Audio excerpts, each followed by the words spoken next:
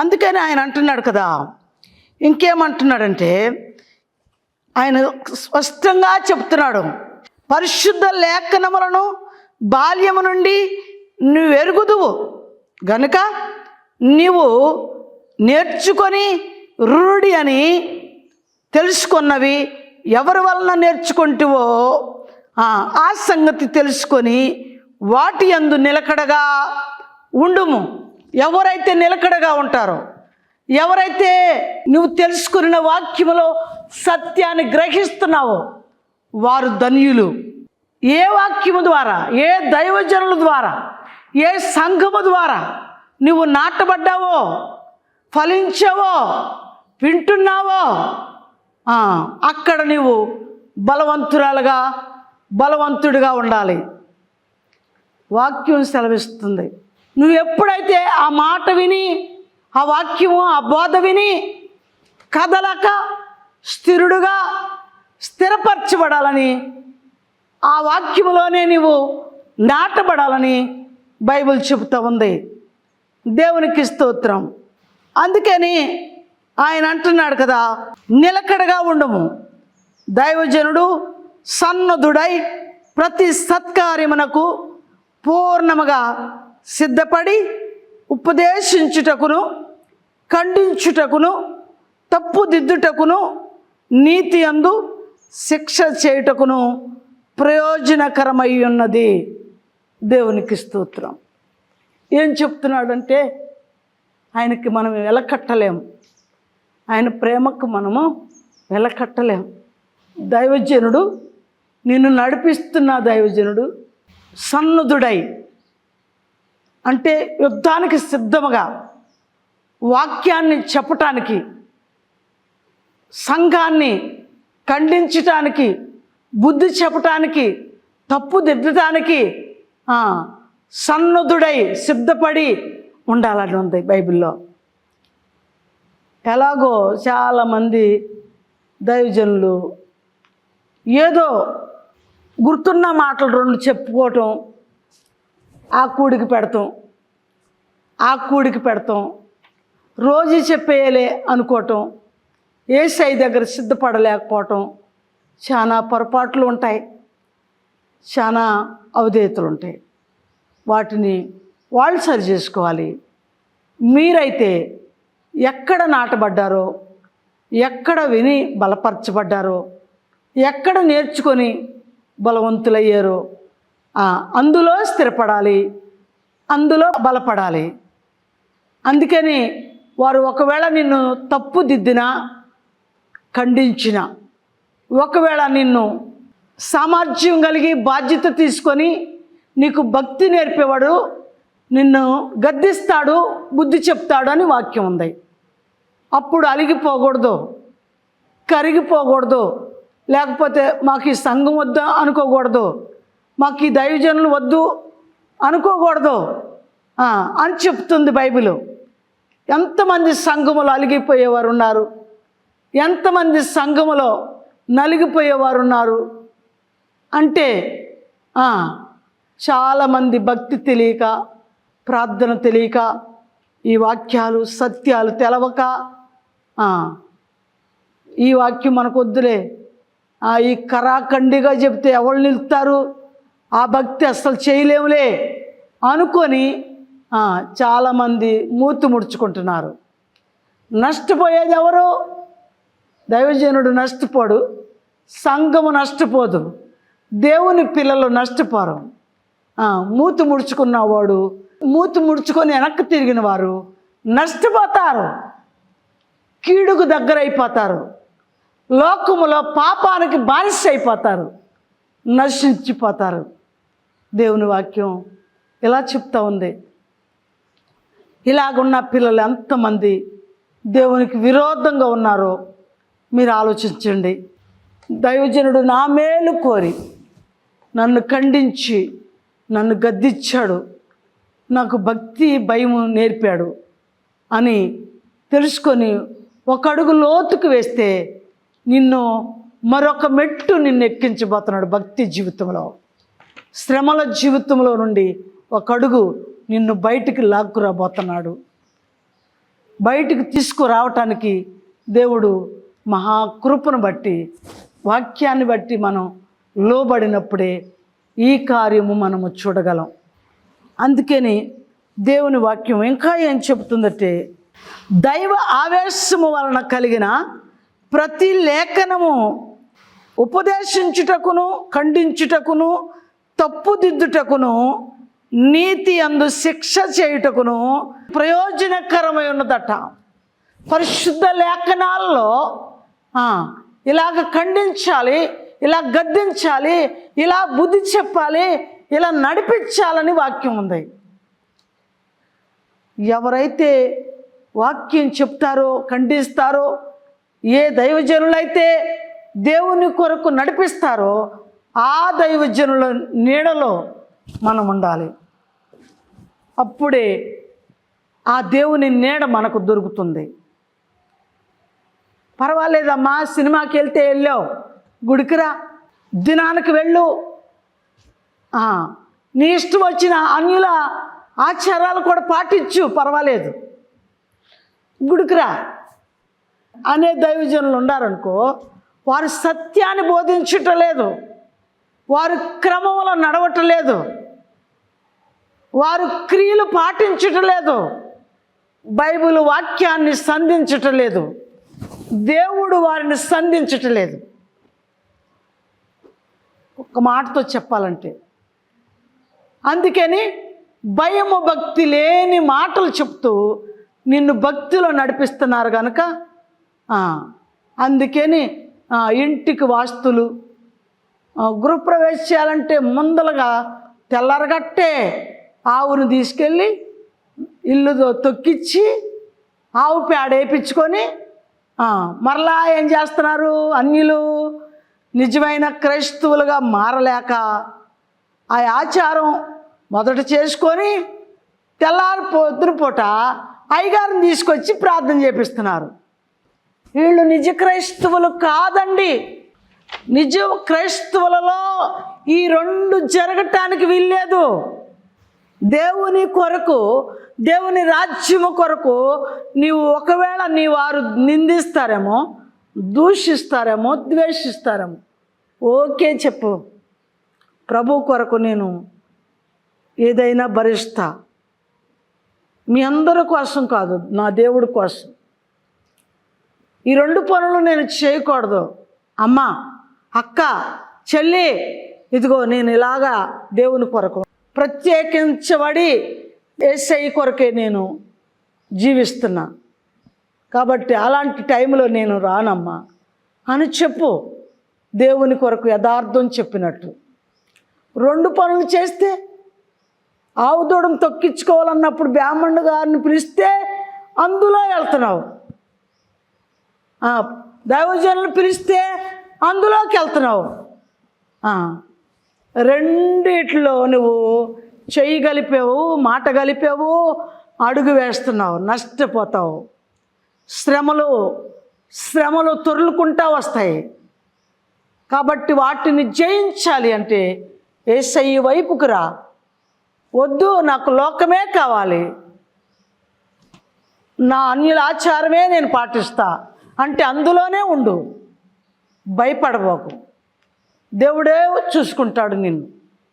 ఆ తీర్పు దేవుడిది, మాది కాదు. మేము చెప్పాల్సిన మాట మీకు ఖండితముగా చెప్పాలి, రుజువు చేయాలి. అందుకని నీ మాట ఎలా ఉండాలి అని అంటే, మత్తయి సువార్తలో నీ మాట ఉప్పు వేసినట్టుగా ఉండాలి అని ఉంది.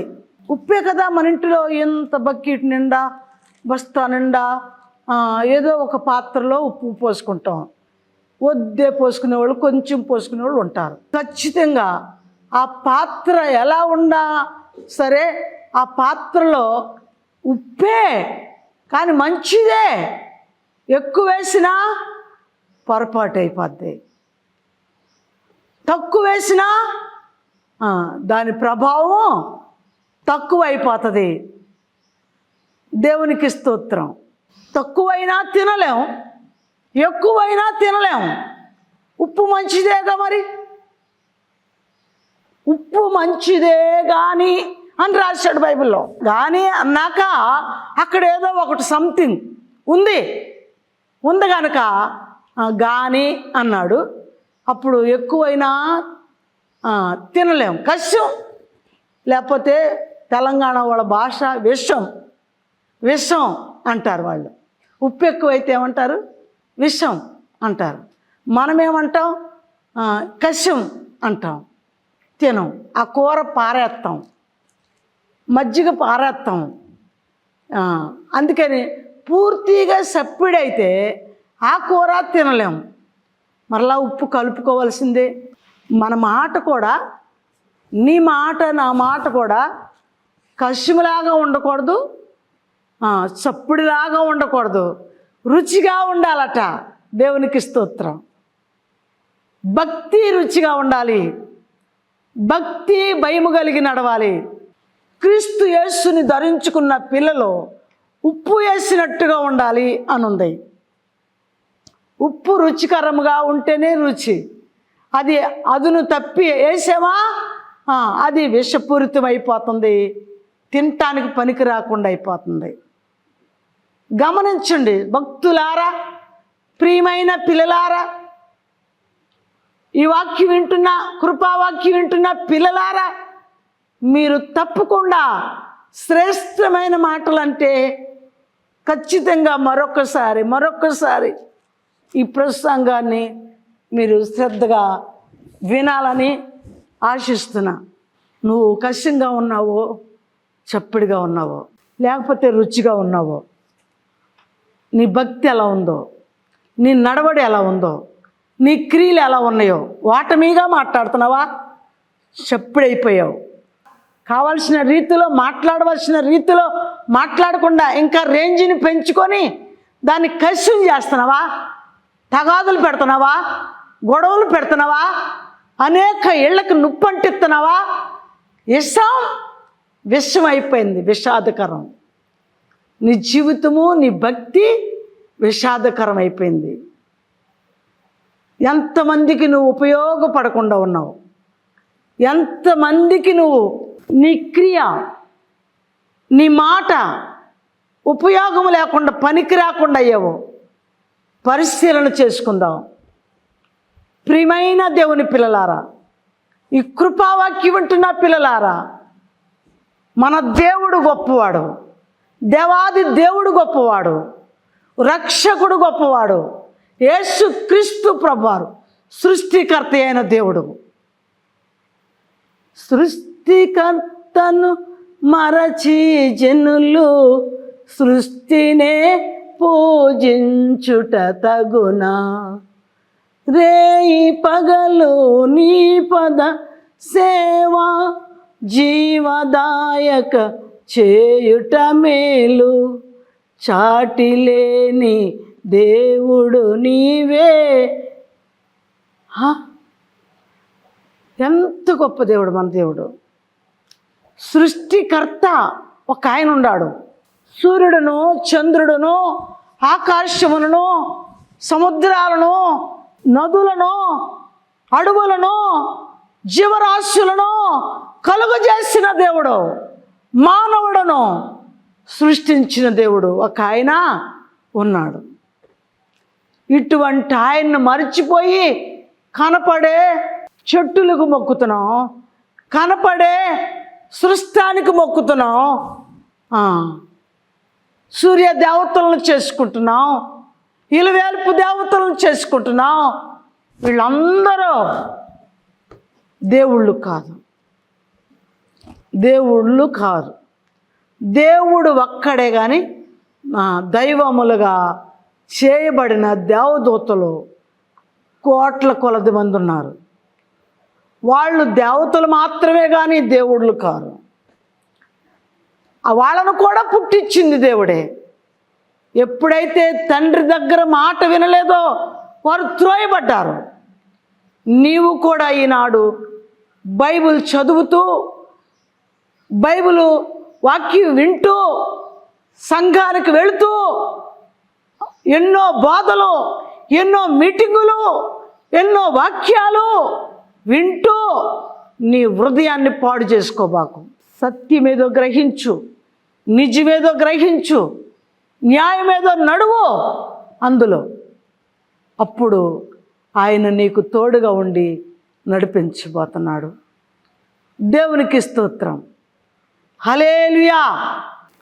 అందుకని ఆయన అంటున్నాడు కదా, 16వ వచనం, దైవజనుడు సన్నుధుడై ప్రతి సత్కార్యమునకు పూర్ణముగా సిద్ధపడి ఉండునట్లు దైవావేశము వలన కలిగిన ప్రతి లేఖనము ఉపదేశించుటకును, ఖండించుటకును, తప్పుదిద్దుటకును, నీతి యందు శిక్ష చేయుటకు అని రాశాడు. ఇన్ని అంశాలు మరీ మరీ ఎందుకు చదువుతున్నానంటే మీ హృదయములో నాటబడాలి. మీ హృదయములో పెళ్ళగిలిన హృదయాలు, కట్టబడని హృదయాలు, నాటబడని హృదయాలు ఎంతమంది ఉన్నారు? ఈ మాటలు విని ఆహా, దైవజనుడికి ఇంత అధికారం ఉందా, మనం ఇంత లోబడాలా, ఎంత భయపడాలి, దైవజనులకి మన హృదయంలో చోటు ఇవ్వాలి, మన ఇంటిలో దేవుడికి చోటు ఇవ్వాలి అని గ్రహించండి. అందుకే వాక్యం సెలవిస్తుంది. 4వ అధ్యాయంలో కొన్ని మాటలు చదువుదాం. దేవుని ఎదుటను సజీవులకును మృతులకును తీర్పు తీర్చు క్రీస్తు యేసు ఎదుటను ఆయన ప్రత్యక్షత తోడు, ఆయన రాజ్యము తోడు నేను ఆనబెట్టుచున్నదేమనగా వాక్యమును ప్రకటించుము. అంతే. మీకు చెప్పే బాధ మేము చెప్తా ఉంటే మాకు చెప్పే బాధ మాతో చెప్తా ఉన్నాడు దేవుడు. దేవుని వాక్యం 2 అంచులు కలిగిన వాడి అయిన ఖడ్గం వింటున్న మిమ్మలను శదిస్తూ ఉంది, చెప్తున్న మమ్మలను కోసేస్తున్నాడు. ఏమంటారు మీరు? ఆయన ఎలాంటి వాడు? నీతి న్యాయమును ప్రేమించి పరిపాలించేవాడు. అన్యాయము అక్రమను దొళ్ళగొట్టేస్తాడు, పెరికి వేస్తాడు. ఒకవేళ నీవు అన్యాయంలో ఉన్నావేమో, అక్రమంగా నడుస్తున్నావేమో, ప్రార్థన పర్వాలేదు, బైబిల్ పట్టుకున్నా పర్వాలేదు, ముసుకేసుకున్నా పర్వాలేదు, ఓకే నా ఒంటి మీద అన్ని తీసి మార్చేశాను పర్వాలేదు అనుకొని బతుకుతున్నావేమో తృప్తిగా. ఓకే అంటలేదు దేవుడు నిన్ను చూసి. ఎందుకని? నీ వేష భాషలో చూస్తున్నా దేవుడు, నీ వేషధారణ చూస్తున్నా దేవుడు.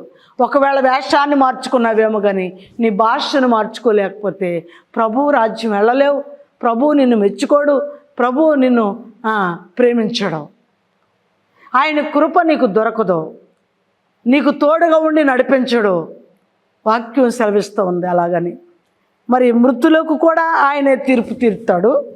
బతికున్న వారికి, సజీవులకి, మృతులకు తీర్పు తీరుస్తూ ఆయన చెబుతున్నాడు కదా, వాక్యము ప్రకటించుము, సమయమందును అసమయమందును ప్రయాసపడుము, సంపూర్ణమైన దీర్ఘశాంతముతో ఉపదేశించుచు ఖండించుము, గద్దించుము, బుద్ధి చెప్పుము. ఎందుకనగా జనులు హితబోధను సహింపక దురద చెవులు గలవారై తమ స్వకీయ దురాశలకు అనుకూలమైన బోధలకును తమ కొరకు పోగు చేసుకొని సత్యమునకు సెవినీయక కల్పనా కథల వైపునకు తిరుగు కాలం వచ్చి ఉన్నది. దేవునికి స్తుతి. బైబిల్ అంతటికి ఒక బలమైన మెట్టు ఈ అనుభూతి, ఈ ప్రసంగం. వేవేల సంవత్సరాలకి సరిపడిన వాక్యం, వేవేల జీవితానికి సరిపడవలసిన బోధ తిమోతి రాసిన పత్రికలో రాసి ఉంది. దేవునికి స్తోత్రం. తిమోతికి ఈ లేఖ రాస్తూ పౌలు గారు ఈ మాటలు చెప్పాడు. నిజంగా ఇంకా ఎంత నేర్చుకోవాలా అనిపిస్తుంది నా మనసుకి.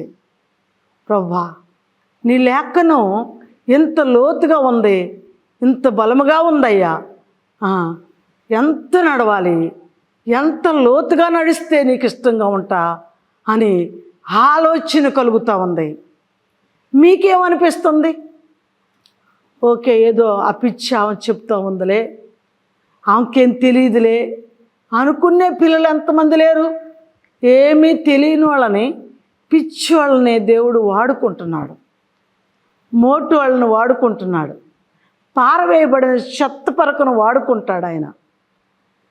ఒకవేళ డిగ్రీలు ఉండొచ్చు, నీకు ట్రైనింగులు ఉండొచ్చు, భక్తిలో సరి లేకపోతే నీవు చెత్తలో త్రోయబడతావు, చెత్తలోకి వెళ్ళిపోతావు, నీ భక్తి జీవితము చెత్తలోకి వెళ్ళిపోతుంది. ఆయన చెప్తున్నాడు మనకి, భక్తి జీవితంలో భక్తి కలిగి, భయం కలిగి ఎవరు భక్తి జీవితాన్ని ఉప్పు వేసినట్టుగా రుచికరంగా మార్చుకొని నడుపుతారో ఆ పిల్లలు ధన్యులని దేవుని వాక్యం సెలవిస్తూ ఉంది. దేవునికి స్తోత్రం. హితబోధకు అనుకూలం అయిపోయారట. హితబోధను సహింపక, హితబోధను నేర్చుకోక, దేవుడికి ఇష్టమైన బోధని అనుసరించక, వారికి తమకిష్టమైన కల్పనా కథల వైపు తిరిగి అనేక మంది మనుషులను సమకూర్చుకొని, ఎక్కడో రాశాడు ఆ మాట కూడా, స్వకీయ దురాశలను అనుకూలమైన బోధకులను తమ కొరకు పోగు చేసుకుంటున్నారట. అనుకూలమైన బోధకుల్ని ఇంటికి పిలిపించుకోవటం. నీకు అనుకూలంగా పాపంలో ఉన్నావా, పర్వాలేదమ్మా, ఓకే, నిన్ను నేను గద్దెచ్చను, నువ్వు ఎలా ఉన్నా దేవుడు చూసుకుంటాడు అని చెప్తే అందరూ పిలుస్తారు. లోకం పాపం విడిచిపెట్టరుగా. ఓహో, పాపం విడిచిపెట్టకపోయినా పర్వాలేదు అంటున్నాడు కదా, ఈ అయ్యగారు మాకు కావాలి, అది ఇక్కడ రాసిన మాట. అందుకని నీకు అనుకూలమైన బోధకులను తమ కొరకు పోగు చేసుకొని సత్యమునకు సెవినీయక, సత్యమునకు అంటే నిజానికి చెవియొగ్గక, నిజం పలకటానికి ఇష్టపడక, నిజంగా ఒప్పుకోవటానికి ఇష్టపడక, కల్పనా కథల వైపు చూస్తున్న పిల్లలారా, పాపభోగ్యచ్చుల వైపు చూస్తున్న పిల్లలారా, ఇప్పుడైనా ఇకనైనా ఆయన రాజ్యము కొరకు మనం సిద్ధపడదాం.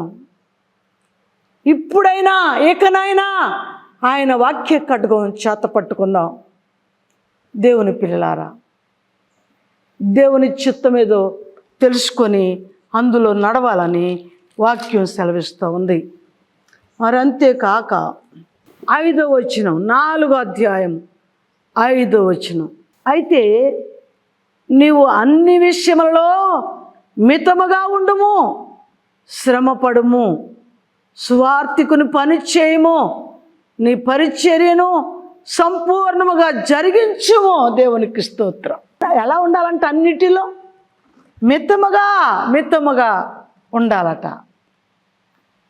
ఏ వాక్యం చెబుతుంది ఆ మాట? నేను చెప్తే నా మాట తీసేయండి, నేను సొంత బోధ చేస్తే నన్ను పక్కకు తొలగించండి.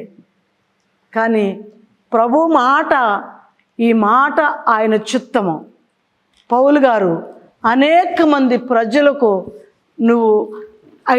నీవు అన్ని విషయములలో మితముగా ఉండు, త్వరపడి అందులో అడుగు వేయబాకు, త్వరపడి వాటిలో చెయ్యి కలపగాకు, త్వరపడి లోకస్తులతో మమేకముగా ఉండకో అని అర్థం.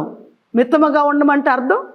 అందుకని ఉండవు, శ్రమపడుము, ప్రభువు కొరకు, ప్రభు రాజ్యము కొరకు కష్టపడి సువార్త చెయ్యి. సమయం అనక అసమయం అనక బోధించు, అనుకూల సమయమందు శ్రమపడు అని క్రీస్తు కొరకు ఇక్కడ అంటున్నాడు. శ్రమపడుము, స్వార్థికుని పని చేయము, నీ పరిచర్యను సంపూర్ణముగా జరిగించుము. ఖచ్చితంగా దైవజనుల్ని కత్తితో కోసేస్తున్నాడు. ఒకవేళ ఆదివారం ఒక్కరోజే చూసి ఇంటిలో పడుకునే వాళ్ళు ఎంతమంది ఉన్నారు? నెలకొచ్చే జీతం తెచ్చుకొని వాక్యాన్ని నమ్మి, సంఘాన్ని నమ్మి కాదు. ఎంతమందికి అర్థమైంది ఈ మాట? నమ్మి కాదు, అమ్మి. ఇంటిలో టీవీలు చూస్తున్న పడుకునే అయ్యగారులు, టీవీలు చూస్తూ సెల్ ఫోన్లు, నాటికలు, సీరియలు పోకుండా చూసేవాళ్ళు ఎంతమంది ఉన్నారు? ఇలాంటి పిల్లలందరూ మత్తయి సువార్తలు అంటాడు, ఆయన చేట ఆయన చేతిలో ఉంది. తూర్పారబడుతున్నాడు. అప్పుడు ఆ చేటతో తూర్పారబడతా ఉంటే, నువ్వు గట్టిగింజగా ఉంటే, నిబ్బరం కలిగి దేవుని వైపు చూస్తే రాశిలో ఉంటావు. అవుకు తవుకులు బోధ, నీ ఇష్టం వచ్చిన బోధ, నీ ఇష్టం వచ్చిన సుఖం అనుభవిస్తానికి వెళ్ళిపోతూ ఉంటే, మితం లేకుండా జీవిస్తూ ఉంటే తప్పుకోకుండా నిన్ను నన్ను విడిచిపెడతాడు యేసయ్య. అలా విడిచిపెట్టుకోకుండా ఉండాలి అంటే ఆయన బోధకు మనము చెవియొగ్గాలి. దేవునికి స్తోత్రం. అందుకని ఆయన ఎంత గొప్ప మాటలు రాశాడు. పరిచర్యను సంపూర్ణంగా జరిగించు. నేను ఇప్పుడే పౌలు గారు చెప్తున్న మాట, పానార్పణముగా పోయబడుతున్నాను. ఆయన లాస్ట్ ఫైనల్ మాటలో చెప్తున్నాడు, నేను ఇప్పుడే ప్రాణార్పణము దేవుని కొరకు దారిపోయిపోతున్నాను, అప్పగించబోతున్నాను. అందుకని ఈ ప్రాణము సమర్పణ చేయకముందు మీకు స్టాండర్డ్ అయిన మాటలు, ఒక బలమైన మాటలు చెప్పాలని అనిపించింది మీకు. అందుకే ఈ లేఖ రాస్తున్నా. తిమోతి వినో అని చెప్పాడు. తిమోతి ఒక్కడికే చెప్పాడా? లాజిక్గా మనందరికీ చెప్పాడా? వింటున్నా మనందరికీ, చదువుతున్నా మనందరికీ, తరతరములు గతించిన వారికి, తరతరములు గడపబోయే వారికి ఆయన మాట విధి నిర్ణయము, ఆయన విధి నిర్ణయము చొప్పున మనకు రాశాడు. అందుకని ఆయన సంపూర్ణముగా జరిగించినాక పానార్పణముగా పోస్తాడట. నేను వెడలిపోవు కాలము సమీపమై ఉన్నది, మంచి పోరాటము పోరాడి తిని, నా పరుగు కడముట్టించి తిని, నా విశ్వాసము కాపాడుకుంటుని. దేవునికి స్తోత్రం. పౌలు గారు ఈరోజు నాతో మాట్లాడాడు, మీతో మాట్లాడుతున్నాడు. దేవుడు విశ్వాసం కాపాడుకున్నాడట, పరుగు పందెం కడముట్టించాడట, మంచి పోరాటం పోరాడాడట.